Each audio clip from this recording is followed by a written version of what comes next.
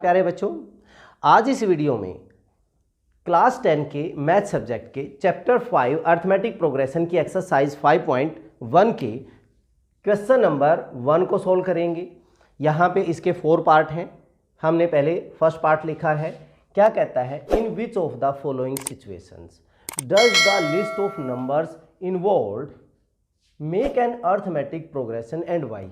इनमें जो नंबर होंगे क्या वो एपी सीरीज बना रहे हैं, अर्थमेटिक प्रोग्रेशन बना रहे हैं? अगर बना रहे हैं तो क्यों, नहीं बना रहे हैं तो क्यों? अब बना रहे हैं तो इसका अगर वहाँ पे कॉमन डिफरेंस सेम होगा तो बना रहे हैं, बस सिंपल सी बात है। और नहीं होगा तो नहीं बना रहे हैं। अब पहला जो पार्ट है ये क्या कहता है? The taxi fare after each kilometre when the fair is ₹15 for the first kilometre. आपने बहुत सारी टैक्सीज अपने शहर में घूमती हुई देखी होंगी, जो ओला हैं, उबर हैं, बहुत सारी ऐसे हैं। जब आपको पिकअप करते हैं, आप थोड़ी दूर के लिए भी चलेंगे तो वहाँ पे उन्होंने फ़िक्स चार्ज किया होता है कि भैया हमने तो 1 किलोमीटर तक का, यहाँ पे जैसे इन्होंने 15 है, वो पहले ही फिक्स कर देते हैं कि अगर आप बैठोगे तो 1 किलोमीटर का इतना तो आपका चार्ज लगेगा। और उसके बाद अगर आप एडिशनल जा रहे हैं and ₹8 for each additional kilometre. अगर कोई डिस्टेंस ऐसे है हमारे पास, पहले किलोमीटर के लिए हमारे पास क्या है? ₹15 है। सेकंड किलोमीटर के लिए हमारे पास क्या हो जाएगा? ₹8 होगा, फिर ₹8 होगा, फिर ₹8 होगा, ऐसे बढ़ता ही जाएगा वो। ठीक है, चलिए देखते हैं ये एपी सीरीज बनती है कि नहीं बनती है। सॉल्यूशन करते हैं। फेयर फॉर 1 किलोमीटर, अगर हम 1 किलोमीटर की बात करें तो हमारे पास कितना फेयर आ रहा है? ₹15 आ रहा है पहले में तो। अब उसके बाद क्या कहता है? Fair for 2 kilometre. अब मैं 2 किलोमीटर के लिए बात कर रहा हूँ। हमारे पास 15 तो फर्स्ट के लिए था और 8 और ऐड हो गया तो हमारे पास कितना हो जाएगा? ₹23 हो जाएगा, ₹23। ठीक है। फेयर फॉर 3 किलोमीटर, अगर हमने 3 किलोमीटर जाना तो 15, 8 और 8 ये सब ऐड करने पड़ेंगे हमें। ₹15 प्लस 8 प्लस 8, आप इनको ऐड करेंगे तो ये हमारे पास कितना हो रहा है? ₹31। फेयर फॉर 4 किलोमीटर, तो आपने क्या करना पड़ेगा? 15, 8, 8 और 8 सभी को ऐड करना पड़ेगा। इनको जब आप सम करते हैं तो ये बनता है 39। अब अगर हम सीरीज लिखते हैं, यहाँ पे हमारे पास क्या बन गया? 15, 23, 31, 39 एंड सो ऑन। ये एक सीरीज बन रही है। क्या ये एपी सीरीज है? एपी सीरीज तो कोई भी बन सकती है, लेकिन एपी सीरीज तभी बनेगी when the common difference is same. किसी भी टर्म का अगर हम कॉमन डिफरेंस, यहाँ पे डिफरेंस अगर मैं निकालना चाहता हूँ d 23 माइनस 15, या मैं सेकेंड टर्म माइनस, ऐसे कह सकते हैं हम A2 माइनस A1 लें। This is first term, this is second term, third term, fourth term and so on. ये है हमारे पास। तो हमारा जो d होगा A2 माइनस A1 कितना हो गया? 8 हो गया। अगर हम थर्ड टर्म में से सेकेंड टर्म माइनस करते हैं, थर्ड टर्म में से, तो हमारे पास 31 माइनस 23 दैट इज आल्सो 8। अगर हमारे पास फोर्थ टर्म में से माइनस करते हैं 39 minus 31 that is also 8। So common difference, common difference is same. Common difference हमारा सेम है। अगर सेम है, this is an AP, this is an AP series. बड़ा ही सिंपल था, बस आपने हर एक पार्ट में सिर्फ यही चेक करना है। चलिए अब हम इसका सेकंड पार्ट करते हैं।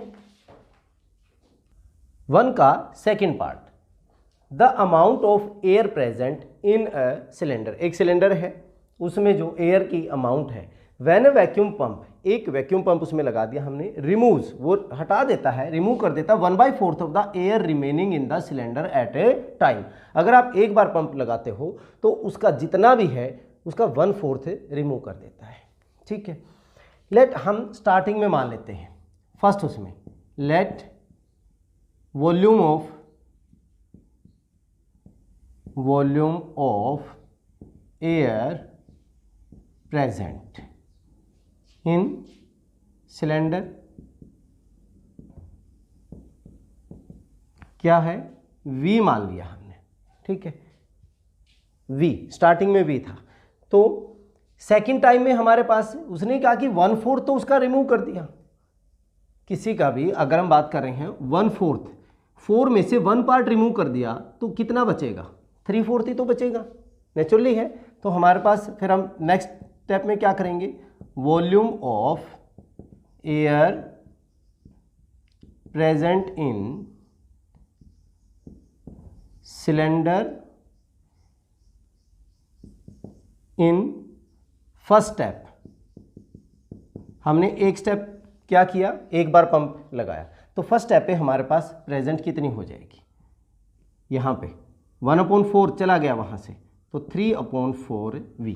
या आप ऐसे कह सकते हैं V में से 1/4V माइनस करोगे तो LCM 4V minus V that is 3V/4। But मैंने डायरेक्ट ही बता दिया कि 4 में से 1 पार्ट अगर रिमूव हो जाता तो हमारा 3 पार्ट रिमूव रह जाता है। इन सेकेंड स्टेप में हमारे पास volume of air present in cylinder. अब मेरा ये है, ये वैल्यू हर बार आपकी 1/4, इसकी 1/4 निकल जाएगी, कितनी रह जाएगी, 3/4 ही रह जाएगी। तो 3/4V का 3/4 पार्ट रह गया, ये हमारे पास हो जाएगा 9/16V हो जाएगा। थर्ड स्टेप की अगर हम बात करें, फिर in third step volume of air present in cylinder क्या बनेगा, जो रह गया हमारे पास इसका फिर 3/4 निकाल लीजिए, हमारे पास कितना हो जाएगा 27/64V। तो सीरीज जो बनी हमारी, सीरीज तो बन रही है लेकिन एपी है या नहीं है हमें नहीं पता। सीरीज जो बनी है वो बनी V, स्टार्टिंग में ये थी, फिर हमारे पास 3/4V और फिर क्या थी 9/16V और फिर 27/64V। आप आगे आसानी से निकाल सकते हैं, देखिए 1, 3, 9, 27, अगर मैं आगे निकाल लूँ तो क्या बनेगा 81। हम इसको 4 से मल्टीप्लाई कर रहे हैं दैट इज़ 256। आसानी से आप कितनी टर्म्स निकाल सकते हैं, लेकिन क्या एपी है। अब ये हमारे पास फर्स्ट टर्म, ये सेकंड टर्म, ये थर्ड टर्म, ये हमारी फोर्थ टर्म, ये हमारे पास करते हैं कि ये एपी है या नहीं है। A2 माइनस A1 डी निकाल रहे हैं हम यहाँ पे, A2 minus A1 3/4V minus V minus करें हम तो हमारा ये इसमें से ये माइनस करना हमने, LCM 4 3V minus 4V that is -V/4, ठीक है। इसके बाद थर्ड टर्म में से अगर आप सेकेंड टर्म माइनस करते हैं, यहाँ हमारे पास क्या हो गया 9/16V माइनस 3/4V। एलसीएम कितना हो गया 16 हो गया, ठीक है। 16 1 9V हो गया हमारे पास, माइनस 4 4 जा एंड 4 3 जा 12, ये हमारे पास कितना हो गया -3V/16। ये डिफरेंस, जब इनका डिफरेंस ही सेम नहीं है तो आगे चेक करें या ना करें कोई ज़रूरत नहीं है। हमारे पास -V/4 is not equal to -3V/16 that is common difference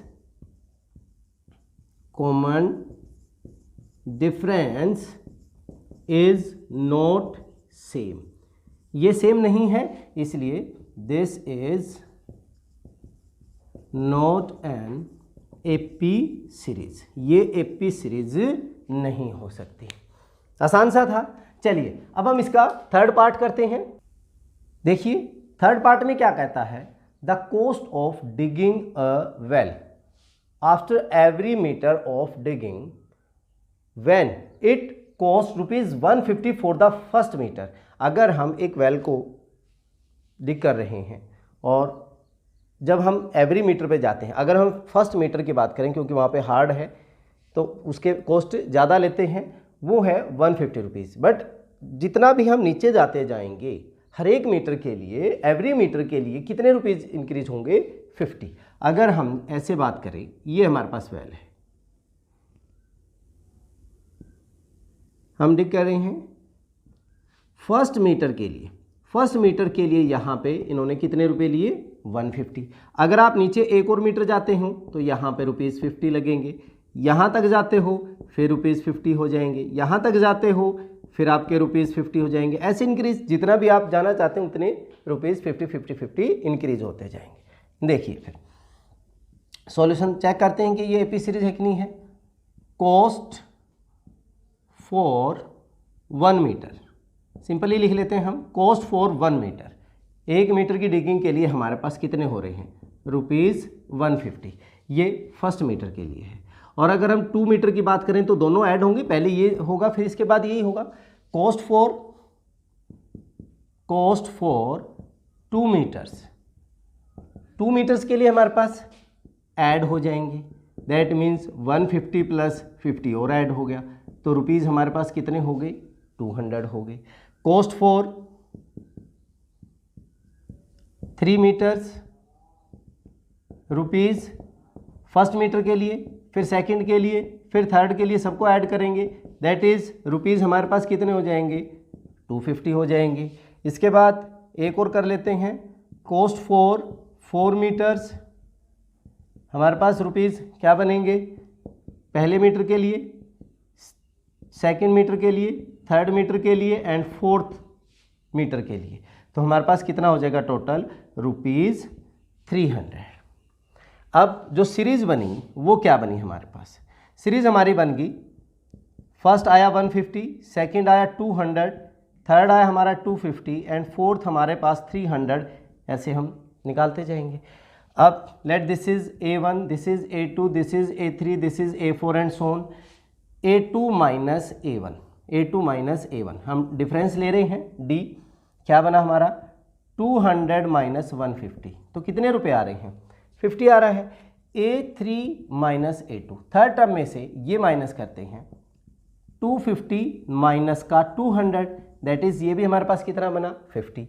A4 fourth term में से थर्ड टर्म अगर माइनस करें तो 300 माइनस का 250, ये कितना हो जाएगा, ये भी हमारा क्या हो गया 50 हो गया। सारे ही डिफरेंस क्या आ रहे हैं सेम आ रहे हैं। Here common difference is same, so this is an AP series। बड़ा ही आसान था। चलिए अब इसका फोर्थ पार्ट करते हैं। स्टेटमेंट क्या कहती है, the amount of money in the account every year when ₹10,000 is deposited at compound interest at 8% per annum। देखिए दो तरह से हम डिपॉजिट करते हैं, एक तो सिंपल इंटरेस्ट पे होता है और एक कंपाउंड इंटरेस्ट पे। अगर हम सिंपल इंटरेस्ट की बात करें तो हमारे पास जो अमाउंट होता है वो प्रिंसिपल प्लस सिंपल इंटरेस्ट, और सिंपल इंटरेस्ट का फार्मूला हमारा क्या होता है P × R × T/100। ये सिंपल इंटरेस्ट की बात कर रहा हूँ। और अगर हमारे पास कंपाउंड इंटरेस्ट पे अगर दिया हो तो हमारे पास जो अमाउंट होता है वो होता है P × 1 + R/100⁻T। ये आप छोटी क्लासों में ये स्टडी कर चुके हैं। चलिए हमारे पास रुपीज़ सॉल्यूशन में money in account for first year के लिए हमारे पास जो मनी है वो हमारे पास कितनी जमा करवाई थी हमने 10,000, यही होगी money in account for second year. अब 1 ईयर का इंटरेस्ट लगने के बाद हम यहाँ पे वैल्यू पुट करेंगे तो हमारे पास क्या हो जाएगा ₹10,000 इंटू 1 + 8/100⁻1। अब इसको अगर मैं सोल्व करूँ ये हमारे पास क्या बनेगा ₹10,000 100 + 8, यहाँ पे हर वैल्यू में 108/100⁻1 है, यही होगा। अगले वाले में पावर 2 हो जाएगी, बस यही हमने करना है।